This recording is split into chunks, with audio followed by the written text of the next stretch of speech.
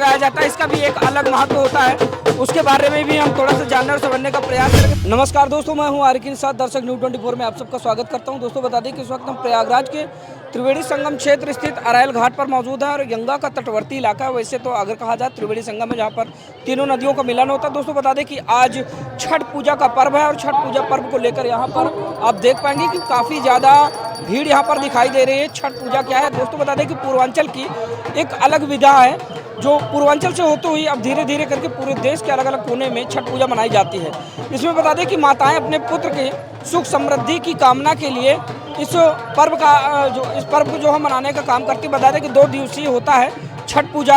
एक दिन पहले डूबते हुए सूर्य का अर्घ्य दिया जाता है और उसके बाद अगले दिन यानी आज के दिन उगते हुए सूर्य को अर्घ्य दिया जाता है। तो अभी आप देख पाएंगे सूर्योदय होने वाला है। थोड़ा सा इधर दिखाने का काम करें, सूर्योदय होने वाला है, सूरज की लालिमा निकल चुकी है और अभी जो माताएं लोग हैं वो गंगा के जल में खड़ी हुई हैं और वो अभी अर्घ्य देने के बाद अपना व्रत तोड़ेंगी। बता दें कि निर्जला व्रत होता है, जब तक ये पूजा उनकी पूरी नहीं हो जाती तब तक वो किसी भी तरह कोई अन्न जल ग्रहण नहीं करती हैं। यहाँ पर आप देख पाएंगे कितनी ज़्यादा भीड़ है और बड़ी ही श्रद्धा और बड़ी ही आस्था के साथ यहाँ पर जितनी भी माएँ हैं वो अपने पुत्र की सुख समृद्धि की कामना के लिए इस व्रत को रखती हैं। तो आइए तस्वीरों में आप लोगों को दिखाते हैं कि किस तरह यहाँ पर भीड़ है और सूर्योदय हो चुका है। तो अभी का क्या माहौल है वो आपको तस्वीरों में दिखाने का काम करते हैं।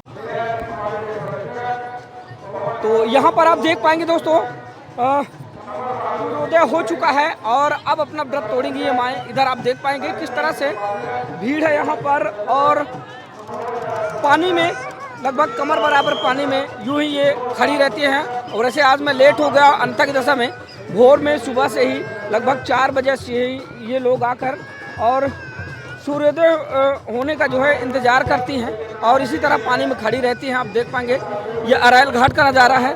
तस्वीरों में आप देख पाएंगे जिधर भी आपकी नज़रें जाएंगी आपको काफ़ी ज़्यादा भीड़ दिखाई देगी। इनकी जो पूजा पाठ की प्रक्रिया होती है वो आपको दिखाने का काम करते हैं। आप देख पाएंगे कुछ इस तरह से ये लोग पूजा पाठ करते हैं। और दोस्तों बता दें कि पूर्वांचल का बड़ा ही मशहूर पर्व है और अब यह सिर्फ पूर्वांचल का नहीं बल्कि भारत के कोने कोने में जहाँ भी पूर्वांचल के लोग रह रहे हैं, निवास कर रहे हैं और वैसे भी अब लोग बाग धीरे धीरे इस परंपरा को मानने लगे हैं।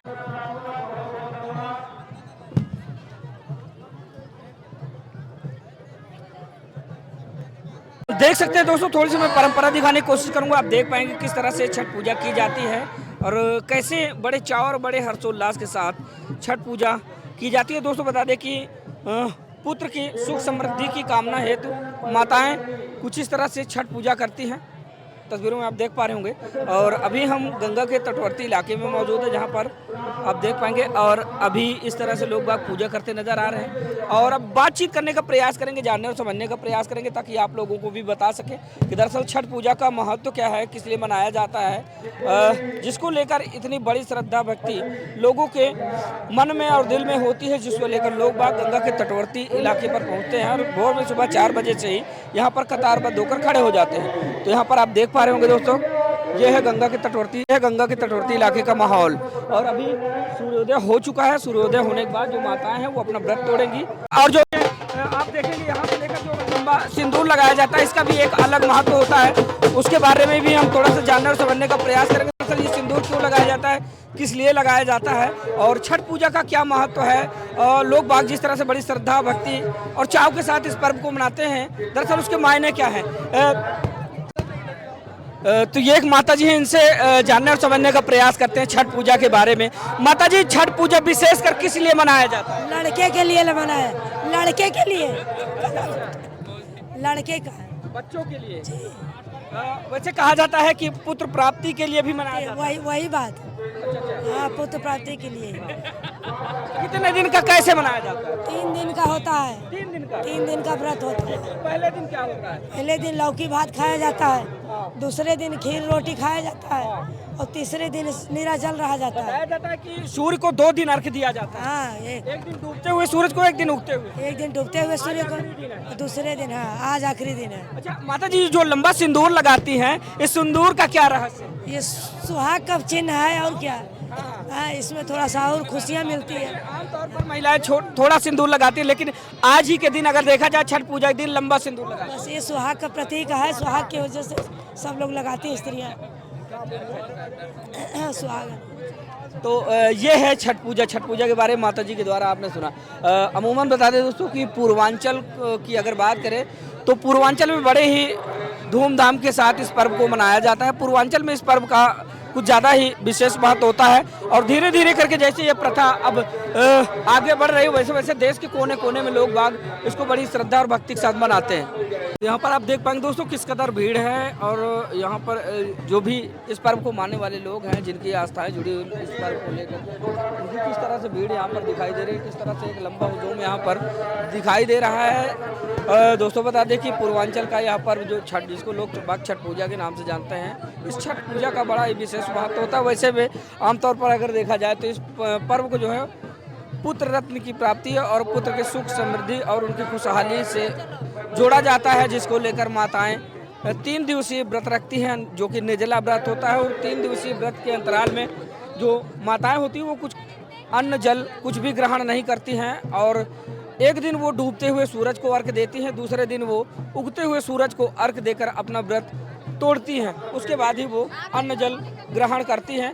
तो अभी आप देख पाएंगे सूर्योदय इधर हो चुका है। सूर्योदय होने के उपरांत अब पूजा पाठ कर रही हैं। पूजा पाठ करने के बाद प्रसाद वितरण करेंगी, जो भी मान्यताएं हैं उसके हिसाब से प्रसाद वितरण करने के बाद फिर जाकर अपना व्रत तोड़ेंगी। तो तस्वीरें आप देख सकते हैं कुछ ऐसी है। ये गंगा का तटवर्ती इलाका है, त्रिवेणी संगम का तटवर्ती इलाका है, जहाँ से तस्वीरें हम आपको दिखा रहे हैं। यहाँ से आप देख पा रहे होंगे किस तरह यहाँ पर भीड़ है, लोगों का काफ़ी हुजूम है यहाँ पर। तो आइए हमारे साथ यहीं पर एक नवयुवक है, इनसे जानना समझने का प्रयास करते हैं इस पर्व के बारे में, इस पर्व को क्यों और किस लिए मनाया जाता है। क्या नाम है आपका? सत्यम श्रीवास्तव जी सत्यम जी, गंगा के तटवर्ती इलाके में मौजूद हैं आप जी। और यहाँ पर देख पा रहे हैं धूमधाम से लोग बाग किस तरह से छठ पूजा को मनाने का काम कर रहे हैं। तो इस पर्व के बारे में कुछ बताएं, क्या जानकारी है आपको? इस पर्व के बारे में ये तो अभी तो हम लोग नहीं मनाते हैं, लेकिन हमारी आस्था इसमें इतनी है कि मैं पिछले 6-7 सालों से यहाँ पर आ रहा हूँ। अपने मामा के साथ मैं यहाँ पर जरूर आता हूँ। और किस लिए मनाया जाता है यहाँ पर? यहाँ पर ऐसा कहा जाता है कि छठ माँ हमारे जो भी दुख हैं उसको निवारण करती हैं। एक अपनी आस्था है लोगों की।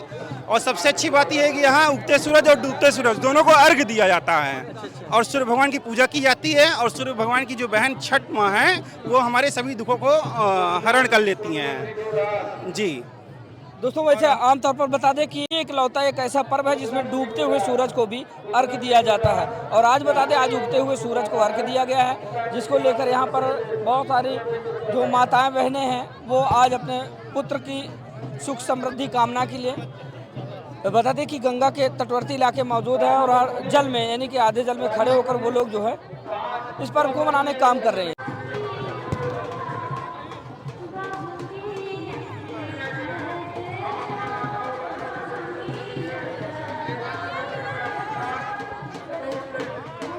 तो दोस्तों, ये तस्वीरें हम आपको गंगा के तटवर्ती इलाके से दिखा रहे हैं और छठ पूजा की तस्वीरें आप लोगों को दिखा रहे हैं। जहाँ आप देख पा रहे हैं छठ पूजा का क्या महत्व होता है और किस तरह से छठ पूजा को मनाया जाता है, वो आप तस्वीरों में देखकर अंदाज़ा लगा सकते हैं।